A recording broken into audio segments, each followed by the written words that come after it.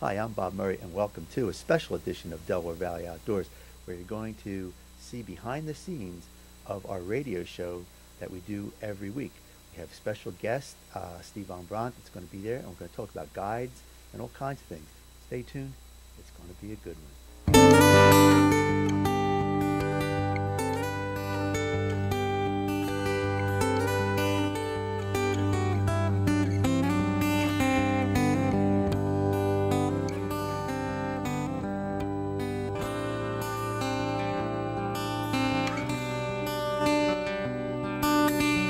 Delaware Valley Outdoors, your best source for fishing information on TV, radio, and the internet.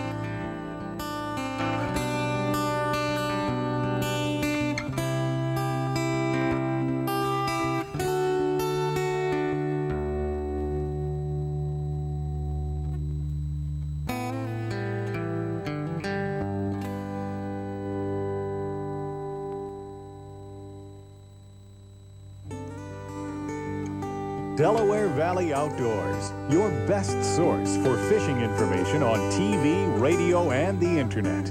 Now, here's your host, Bob Murray. And welcome to Delaware Valley Outdoors. I'm your host, Bob Murray. And this is kind of an interesting thing. This is a special edition of Delaware Valley Outdoors. We're not only doing the radio show that we do weekly, but we're also doing a TV show today. So kind of an interesting thing. We're setting it up, kind of seeing what happens. It's cold outside.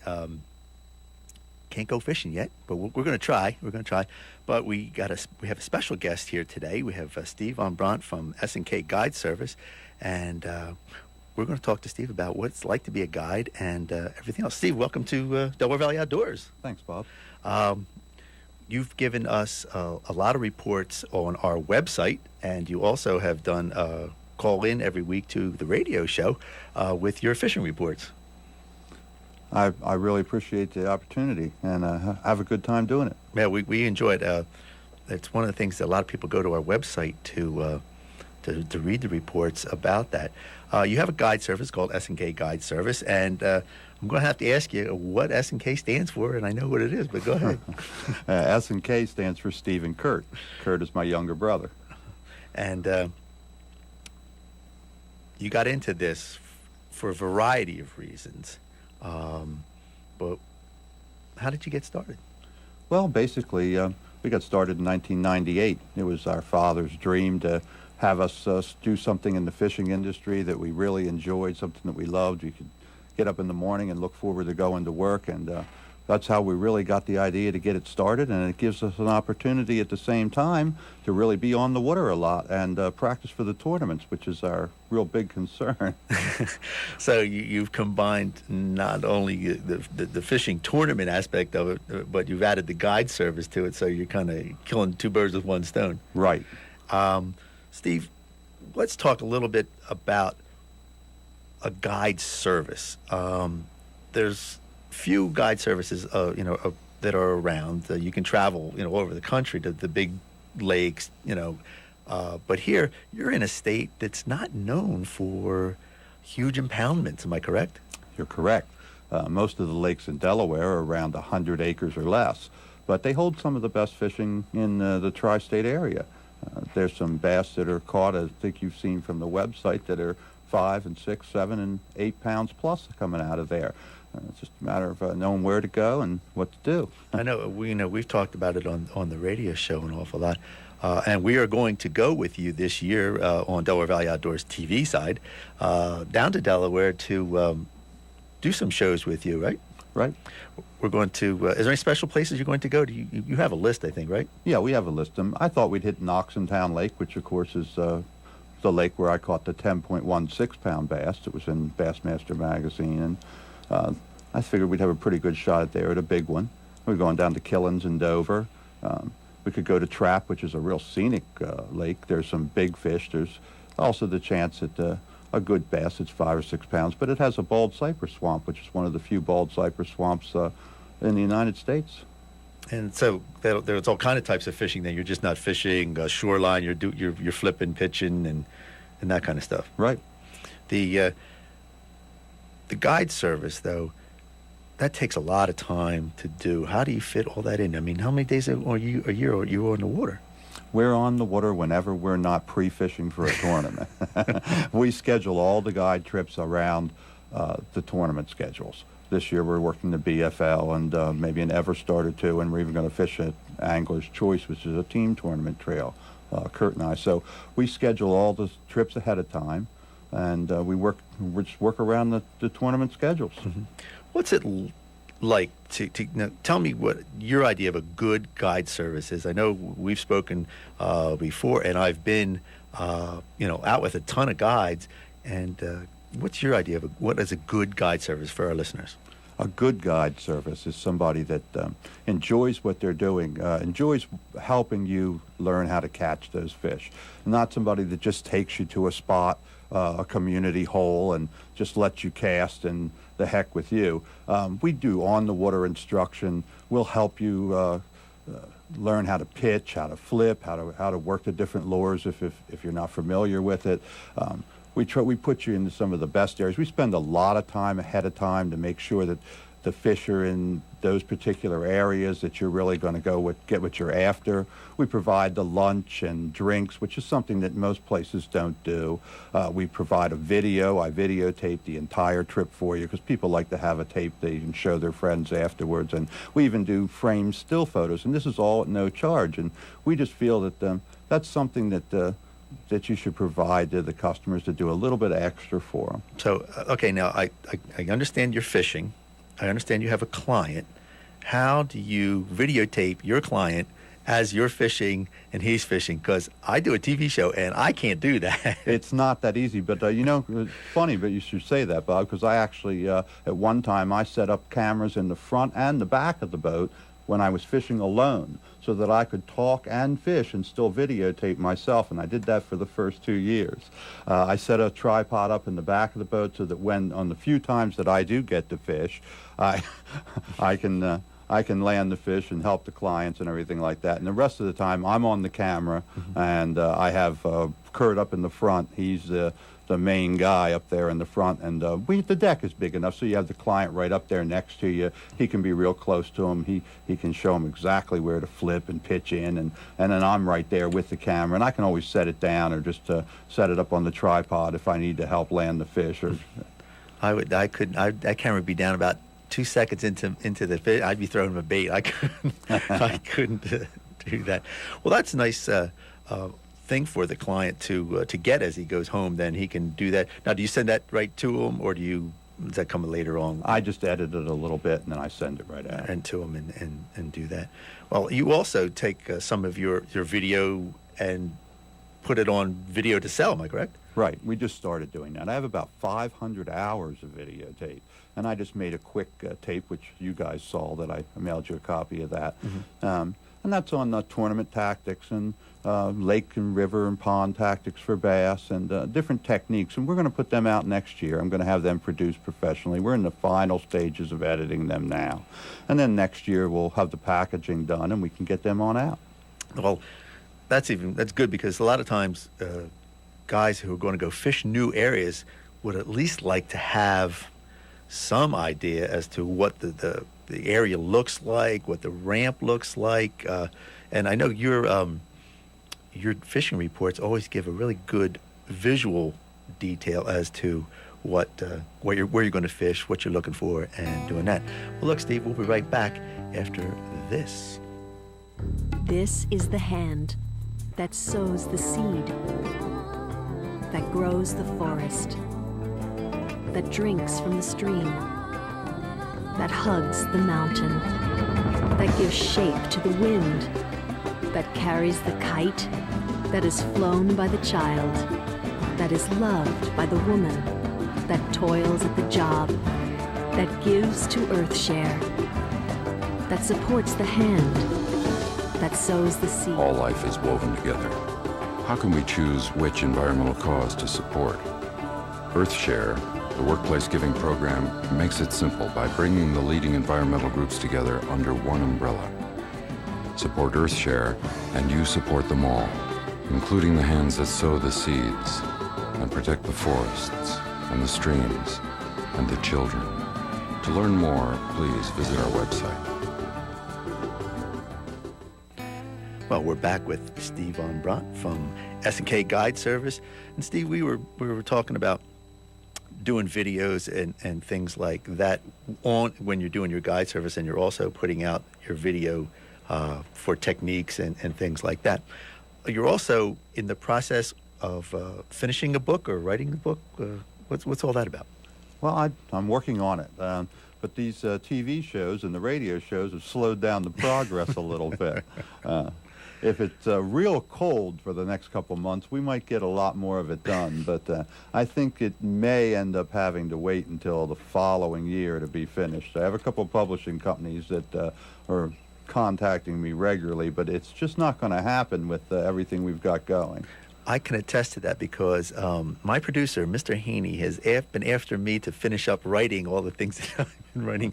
But as fishermen, we always seem to get waylaid. It's like, I'll go fishing today rather than sitting down and writing. And then when you come back, you go, you know what, I'm going to sit down here, relax a little bit because you've been fishing 12 hours and stuff like that. Steve, we were talking about learning different places along, you have your videos and stuff like that. But you mentioned to me that a number of your clients are tournament anglers or guys that want to start getting into the tournament thing. And why do they go out with you? Oh, what they like to do is a lot of guys. I had one guy just recently. He was doing well in a lot of his tournaments, but he was losing a lot of fish, and he was having trouble really landing them. He was getting them hooked, and they'd come off at the boat. So he spent the whole day with us, and we just basically watched his techniques and helped him land the fish. And he did really well. He ended up going down to his club's Classic down in Kentucky, and he did really good. We have other guys that are just looking for spots, looking for maybe to see if we have something that they just haven't found yet, or maybe some way to refine a particular, even just a community hole. Sometimes there's a spot within a spot in the community holes that maybe they just didn't find. So you know what? While you're mentioning that, just define a community hole. A lot of people that maybe I know what it is, but tell our listeners and viewers what a community hole is. A community hole is a place like Mattawoman Creek at the Point, at the Turner's Creek at the Point, and the Sassafras, and Lloyd's Creek in the spring and the fall for both the largemouth and the stripers. It's a place where when you pull up, if you don't get there at 80 miles an hour in the morning, there's going to be about 30 boats there when you arrive. But one of the things that, like you had mentioned before, was that even though there's boats there, you got to have the confidence in not only your techniques, but in knowing that area just a little bit better than the next guy, and still fish with them guys. Sure, we fished a couple places on the Sassafras in particular for a couple years, and there was always just 2 or 3 boats down in this one particular area, and we thought, well, what the heck are they doing down there? It's just some marsh reeds and there's no real cover. But when we got back in there on low tide with about 8 inches of water, you found the tomato barge, and you realized that they had been going up and down that the whole time, working that tomato barge, which is a real hot spot, and it wins tournaments. So, there's places within places. There's the sweet spots, and they're like that all over the Northeast, the Elk. They all have their sweet spots in there, even in community holes. When you talk about the Elk River, where is that in location to the Susquehanna and stuff like that? Well, a lot of your tournaments launch out of Havre de Grace at Tidings, which is over there by the Northeast. There's the Bohemia, the Northeast, the Elk, the Sassafras. They all come together right there on the Upper Bay, and they're all within about 20 or 30-minute ride of each other, depending how many big yachts you've got out that day and how much the wind is. Right. Yeah. We're talking. We're talking about, this is Maryland that right. we're talking about. Right.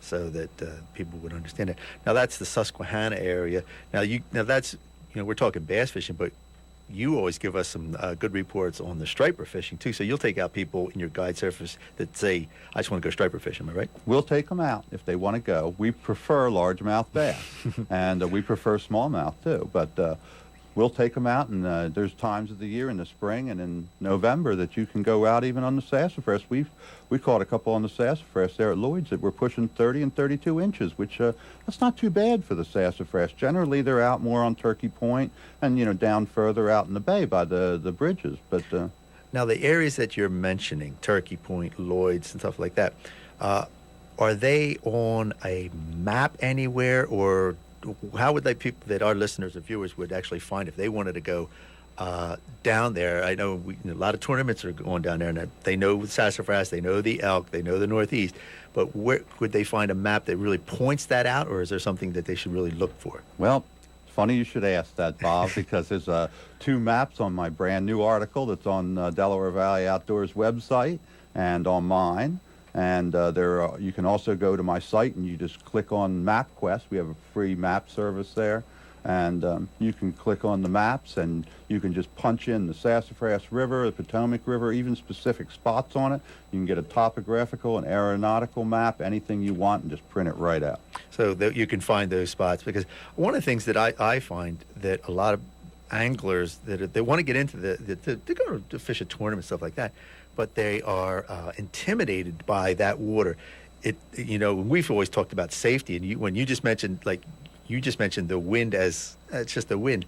When there's a wind down there, you got some problems. So you really have to know those kind of conditions, and you should have maps with you. Am I correct? Oh, yeah. The Bassmaster Classic was held one time, and they launched out of Baltimore on the Upper Bay, and they fished up into the Sassafras in the Northeast, and you notice they never came back again. Mm-hmm. And there's a reason for it. That's one of the roughest waters that there are besides the Great Lakes. The Chesapeake Bay, when you add in those yachts and you add in a 15, 20, or 25-mile-an-hour wind and 150 or 200 bass boats doing 70 to 80 miles an hour, you're rocking and rolling around out there in those waves. So, and one of the things that you got to remember is that they call it the Susquehanna Flats for a certain reason. Am I correct? That's right, because it's flat. Sometimes it's 6 inches deep if you run up on the wrong spot. And again, that's where I think the maps and the knowledge of going out with a guide service like yourself to know that, because we just talk about it as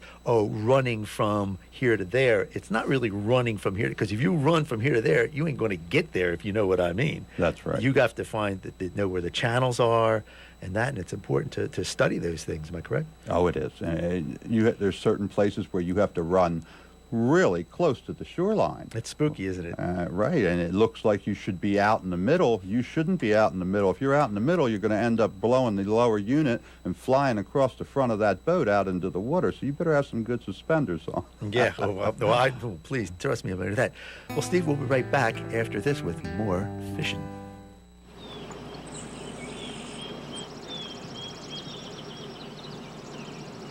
Look, there's a moose. Where? Over there. Oh, yeah. Look, over there. I see a fish. A fish with 2 stripes.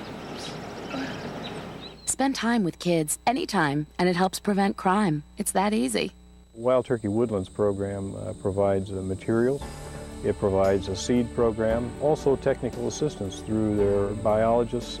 The land has been here for eons. It's only mine and my family's for a short period of time. We're the managers and the caretakers of it. That takes into account our way of life and our interest in our hunting heritage. And the Wild Turkey Woodlands program is the greatest conservation habitat development program of any conservation organization in this country.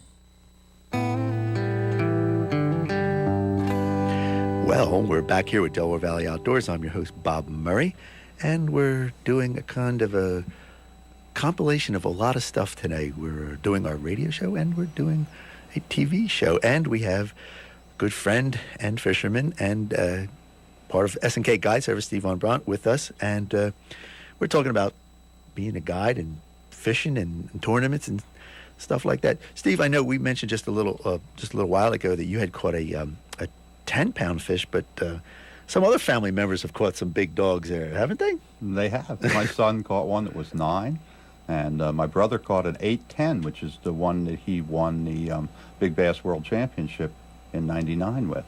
Now, some of these bass are coming out of Delaware, though, right? They're coming out of Delaware. Yeah, and that's just an amazing thing. Well, we can get into that part of it, because you guys fish a lot of tournaments. And you won a couple big ones, right? We won a 98, 99, 2001 Big Bass World Championship where we competed at Table Rock. My brother and I both competed in BFL, but he's been the one that's been focusing on the tournament trails in the last couple of years. I've been focusing on the guide service and trying to teach him. So. And well, there's one other thing you really focused on, and that's in the Hall of Fame that you got yourself into. Tell us a little bit about the Hall of Fame. It's the NAFC, which is the North American Fishing Club, and they cover angling all over North America.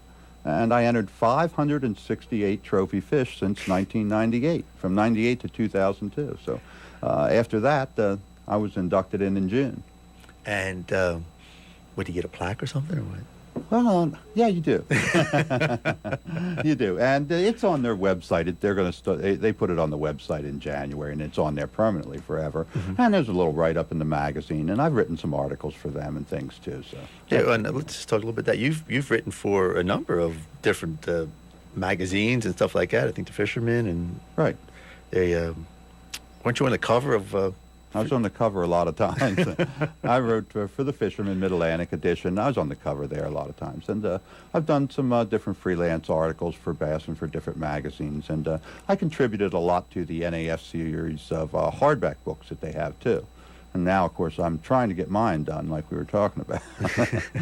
And that, let's just talk a little bit about the book, then. What's the premise of the book? It's basically 35 years of bass fishing in the Northeast. And I'm going to cover everything in Delaware as far as fishing experiences, as different funny little stories that you accumulate after 35 years of fishing, and cover all the different lakes in Delaware and Maryland, Jersey, and how they've changed over the years, and tournament tactics, and where we finally end up, where we are today. Mm-hmm.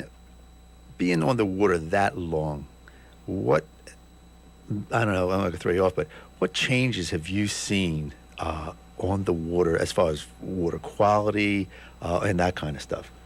Just normal things that, except for the Delaware River. I remember when you used to be able to swim in there, and there weren't signs up on the shore that said danger. But other than that, there was, I've seen the white shad disappear from the Brandywine. They used to jump the falls, and you would catch 5 and 6 pound big white shad there all the time right there in the Brandywine River. That's gone from the pollution. They never come back. I've seen the lakes go through their cycles. I've seen a lake be almost just born and then go through its whole lifestyle. The water changes, it becomes eutrophic and develops different colors and algae blooms, and then goes on a downswing. It gets to the point where you don't really catch much anymore, and then it starts all over again. So I've seen a lot of things change in 35 years. Well, again, and one of the things you've probably seen is the changing in the boats and all the other stuff, right? The equipment. That's right. I remember when we had our first electric motor, was 8 pounds of thrust with a little light on it by Shakespeare. We ran it off of a car battery. It lasted about 2 hours, and guys used to come up to us, and they would just marvel. They'd say, "What is that thing? What are you guys using?" You know what? You should keep that, because that's probably an antique. I have it in the basement. I have a collection of old motors. Well, I have a collection of old trolling motors. They're broke. They don't work. I can't get rid of them. What is it? Is it something we just got to keep, or what? I don't know. Some of them are actually worth some money. Mine actually all work. They even have the original props on them. Whoa. I've probably worse. I always just ran my trolling motor into everything that I could possibly, when I didn't try to, I just did it. And I've been, I think I was the trial, because I think everything after I did, the next year, Shakespeare or Motor Guide would come out with a stainless steel shaft, because I kept bending them and stuff like that. But the equipment nowadays is just so much better than when you figure 35 years ago. Line, I mean, look at line. Everything. Yeah, just the lures. I mean, we're talking, I know we'll mention it in a little bit, but you have a sponsor that what's hand-poured. Now, what is hand-poured lures? Tell me about that. It really started in California. Don Avino was really famous for that. Don Avino started using his little hand-poured worms, where he makes them by hand. They develop their own mixture for the salt and the flavor contents, the texture of the worms. They work really good in colder water, where some of your plastics become more brittle, stiff. These hand pours just really feel like a live bait. And this guy hand pours all his baits and mixes them himself, and he really prides himself on the quality. They're all trimmed. There's not any little extra pieces hanging on them, and we've been doing really well with them. It's called Bear Paws hand pour baits. But, are they local? He's just getting started. He's kind of pretty good business going now. He should be one of the top makers pretty soon. And again, that's hand poured. Now, is it just a line of worms, or does he have chunks? He has everything. Yes, he has the chunks and the crawls and the creatures. They kind of look like a Senko, because anybody uses Senkos, you know what you mean. They're similar to those in appearance, but of course they're all different. And there's just a variety of colors. There's probably 150 colors. That's one thing I always liked about that. There's 150 colors, and I know you probably have 151 in your tackle box. You go out and you fish with three or four most of the time. But I wouldn't go out without those other 149 in my boat. I have to have those, but I only go use the... Sometimes I have to take all the worms out of the boat because there's so much extra weight that doesn't ride right when you put an extra person in. Well, Steve, we'll be right back with a little bit more fishing talk after this. You can hear the beep a little louder. The JATES program has helped me so much in the outdoors. For a long time, I didn't even know what conservation even was. I want to do my part for wildlife. I love being a JATE. Whether you hunt or not, the JATES program has something for everyone. I know I'm doing my part for wildlife. I really believe children hold the key to the future of wildlife. And NWTF believes it too.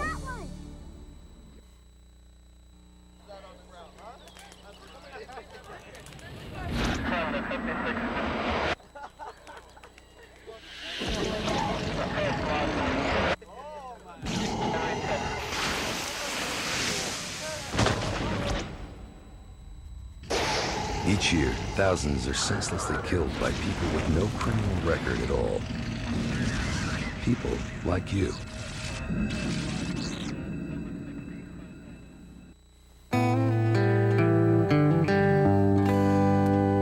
Well, we're back here with Delaware Valley Outdoors. I'm your host, Bob Murray, along with Steve Von Brandt.